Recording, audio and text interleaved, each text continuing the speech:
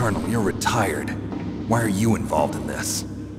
Because there aren't many people who know Foxhound as well as I do. Is that really the only reason? I've been soldiering for a long time. I don't know anything else. I guess even though I'm getting a little old, I still love to be in the field. Colonel, you're a lousy liar. Tell me the real reason. Okay, Snake. Sorry. I'll be frank. A person very dear to me is being held hostage. Who is it? My niece, Meryl.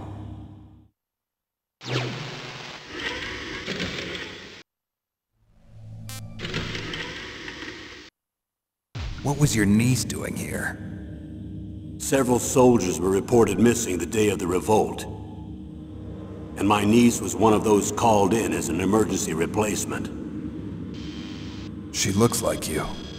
She's my little brother's girl. He died in the Gulf War, and since then I've been watching after her. A personal motive, Colonel. That's not very soldierly. I'm retired. I'm just an old man now. And I'm your friend. Since when are we friends? I've thought of us as friends since the fall of Zanzibar. With my personality, I don't have too many friends. That's what I trust about you. It's what makes you human. Please, Snake. Save my niece, Meryl.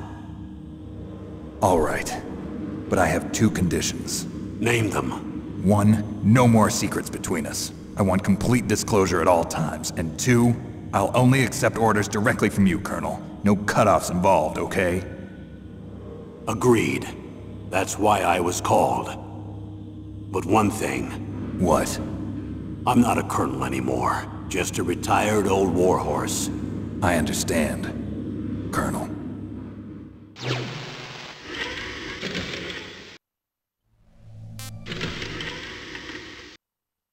That doctor, is she part of this operation too? She was in charge of Foxhound's gene therapy. She knows more about those men than anyone else.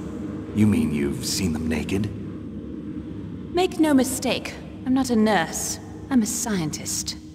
By the way, what was that injection for? It's a combination of nanomachines and an anti-freezing peptide so that your blood and other bodily fluids don't freeze, even at subarctic temperatures. Nanomachines? Not just one kind, either.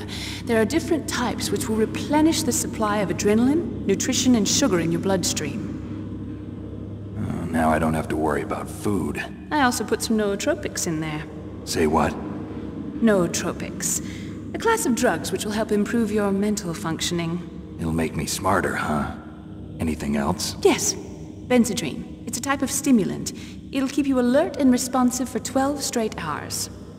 That was quite a cocktail. Anything else in there? Those nanomachines will also keep your Codex batteries charged up. Well, I guess I can call you when I'm ready to go on a diet. You're welcome.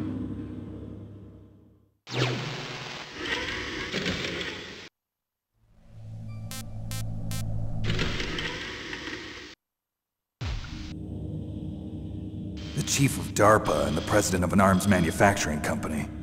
What business did they have at a nuclear weapons disposal facility? The truth is that secret exercises were being conducted at the time the terrorist group attacked. Must be extremely important exercises if those two were directly involved. Were they testing some kind of new advanced weapon? I'm not privy to that information. Do we know exactly where they're being held? The DARPA chief has also been injected with a mini-transmitter. As you get closer, you should be able to pick up his location on your radar.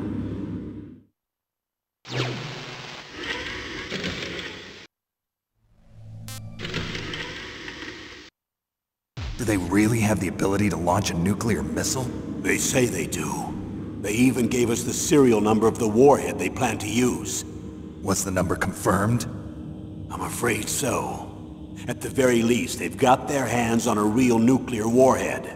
Isn't there some kind of safety device to prevent this type of terrorism? Yes. Every missile and warhead in our arsenal is equipped with a PAL, which uses a discrete detonation code. PAL? Permissive Action Link. The safety control system built into all nuclear weapons systems. But even so, we can't rest easy. Why not? Because the DARPA chief knows the detonation code. But even if they have a nuclear warhead, it must have been removed from its missile. All the missiles on these disposal sites are supposed to be dismantled. It's not that easy to get your hands on an ICBM. That used to be true. But since the end of the Cold War, you can get anything if you have enough money and the right connections.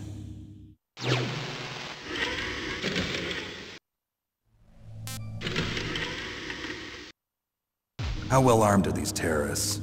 I know there was an exercise going on at the time they revolted. They're heavily armed, I'm afraid. What about their battle experience? The 6 members of Foxhound in charge are all hardened veterans. They're tough enough to eat nails and ask for seconds. I wouldn't expect anything less from Foxhound. The others are next-generation special forces. They're not your average grunts either.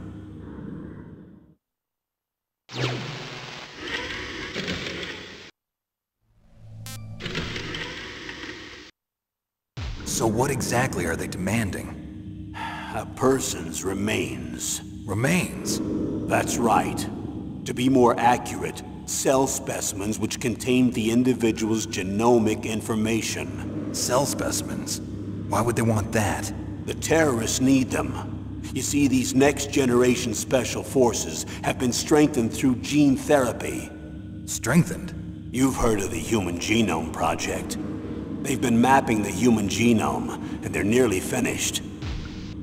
Following up on this research, the military has been working towards identifying those genes which are responsible for making effective soldiers. There are genes that do that? Yes. And using gene therapy, they're able to transplant those genes into regular soldiers. Gene therapy? I'll explain this part. With gene therapy, we can remove those genes which we know may lead to sickness or disease, and at the same time splice in genes with beneficial effects, such as resistance to cancer, for example. In other words, we can overcome all sorts of genetic diseases, and at the same time add genetic characteristics as desired. Okay.